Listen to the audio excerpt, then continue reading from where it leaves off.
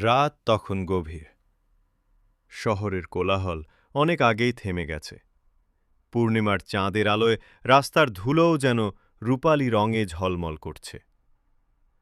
রাস্তার মোড়ে এক পুরনো ল্যাম্পপোস্ট কাঁপা কাঁপা আলো ফেলছে। সেই আলোয় দাঁড়িয়ে আছে রিয়া। লাল শাড়িতে মোড়ানো, চুলগুলো খোলা, চোখে একটু ভয় আর অদ্ভুত অপেক্ষা। হঠাৎ পিছন দিক থেকে শোনা যায় এক পরিচিত কণ্ঠ। রিয়া, তুমি এসেছ? রিয়া ধীরে ধীরে ঘুরে দাঁড়ায়, চোখের সামনে অভ্র।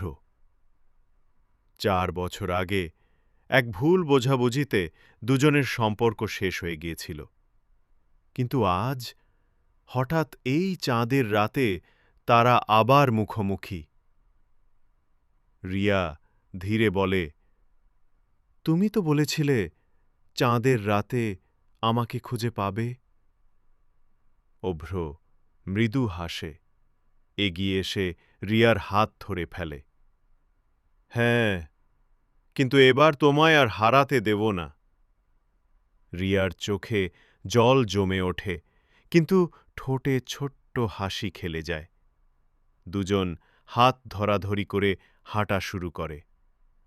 চাঁদের আলোয় তাদের ছায়া লম্বা হয়ে রাস্তায় পড়ে থাকে।